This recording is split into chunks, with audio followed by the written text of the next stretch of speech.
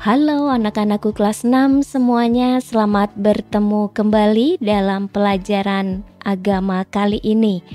Kita hari ini akan belajar tentang gereja sebagai persekutuan para kudus.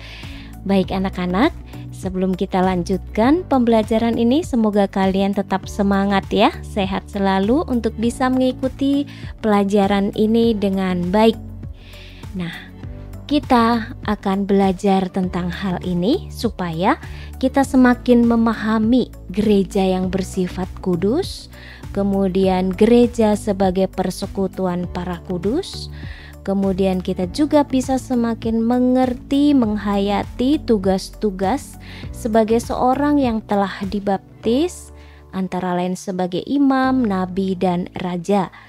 Kita juga bisa mencontoh perwujudan dari gereja sebagai persekutuan para kudus untuk nantinya bisa kita laksanakan dalam hidup ini ya. Oke, baik anak-anak, kita akan mulai ya pelajaran kita. Nah, ini dia, sebelum kita memahami tentang gereja persekutuan orang kudus, coba kita lihat bersama nih, ada gambar orang-orang kudus di sini. Pastinya dong kalian mengenal di antara mereka ini siapa saja ya. Nah, banyak pasti kamu tahu dari gambar-gambar yang ada. Ada Bunda Maria, ada Bapak Yusuf, atau yang biasa kita kenal Bapak Yosef. Ada Santo Vincentius, ada Bunda Teresa, ada Santa Teresia de Avila, ada Santa Angela, ada Santo Don Bosco, ada Santo Fransiskus dari Assisi, dan ada juga Santo Antonius. Banyak banget ya sebenarnya orang-orang kudus itu, nanti bisa kalian cari sendiri, baik kisahnya maupun gambarnya, fotonya gitu ya. Nah, baik. Kalau bicara tentang orang-orang kudus, pastinya kita mengenal ada istilah santo, ada istilah santa, beato, beata, dan martir. Nah, kita akan satu persatu memahami apa saja arti dari semua itu ya. Santo adalah orang kudus atau orang suci untuk laki-laki. Sedangkan santa adalah sebutan orang kudus, orang suci untuk perempuan. Sedangkan beato adalah orang yang berbahagia untuk laki-laki ya. Dan beata adalah orang yang berbahagia untuk perempuan. Sedangkan martir adalah orang yang wafat atau meninggal karena mempertahankan imannya akan Yesus Kristus.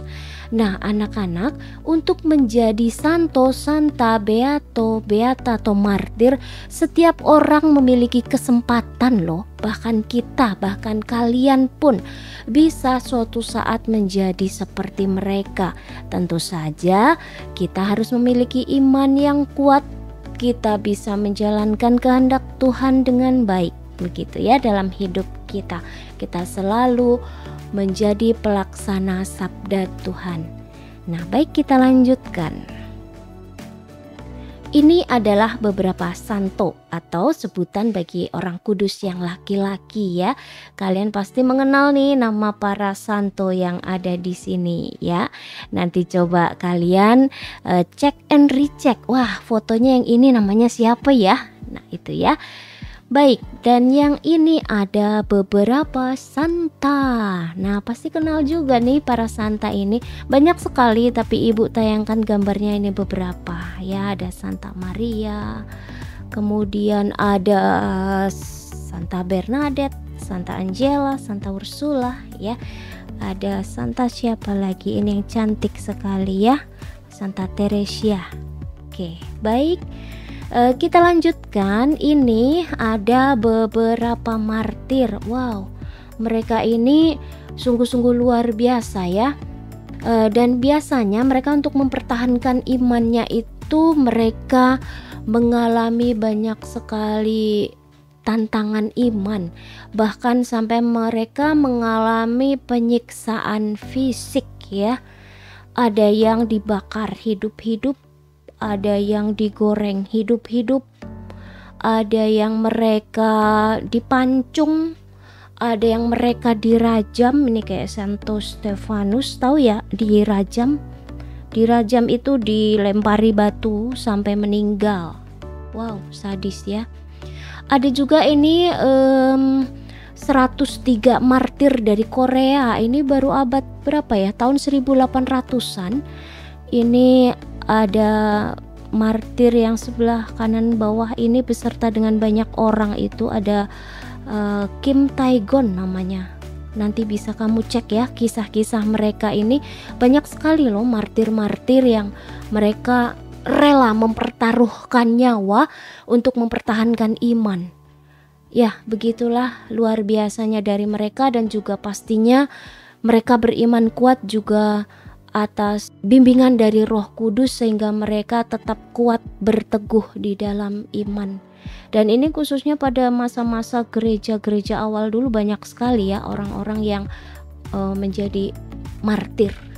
Ya, nanti untuk santo, santa, beato, beata, martir dan sebagainya bisa kamu cari. Ini searching juga banyak kok kisah-kisah mereka itu yang ya pastinya semakin menguatkan iman kita semua ya. Bisa mencontoh dari mereka ini, orang-orang yang kudus. Nah, tadi kita sudah melihat bersama orang-orang yang termasuk jajaran orang kudus ya. Nah, kita sekarang mencoba mencermati salah satu doa pokok dalam gereja Katolik, yaitu yang kita kenal dengan credo, sebutannya begitu, atau familiar bagi kita adalah syahadat para rasul, atau yang lebih mudah lagi adalah doa aku percaya, yang cukup panjang tuh. Aku percaya akan Allah Bapa yang Maha Kuasa dan seterusnya. Pasti kalian hafal ya.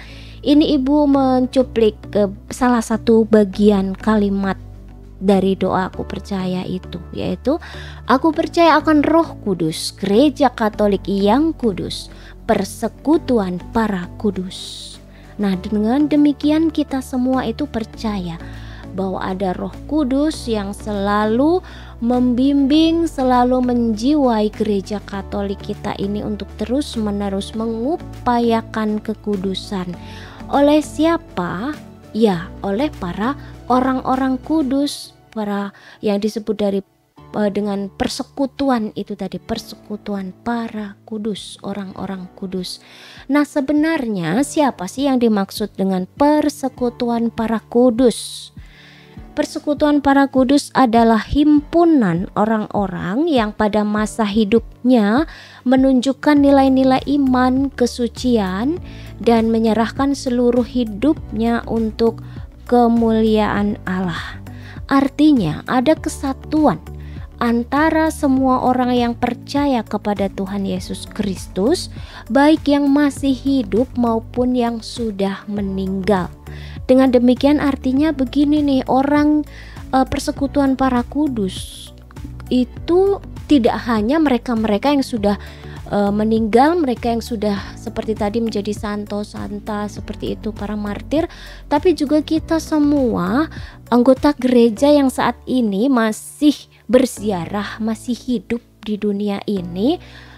Kita semua ini juga himpunan bagian dari orang-orang kudus. Karena apa?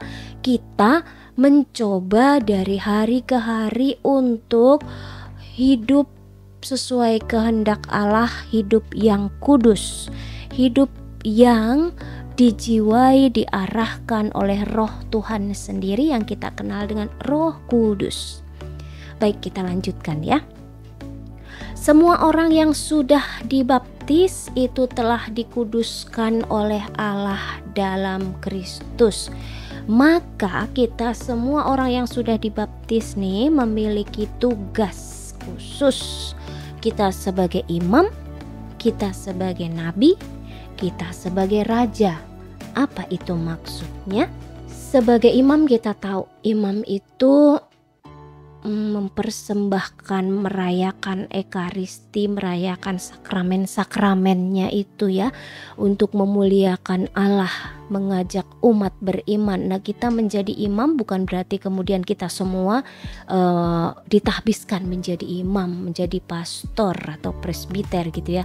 Tapi kita mengemban juga, yuk mari kita juga semakin rajin merayakan sakramen-sakramen dalam gereja Katolik. Kita mengikuti dengan baik ya.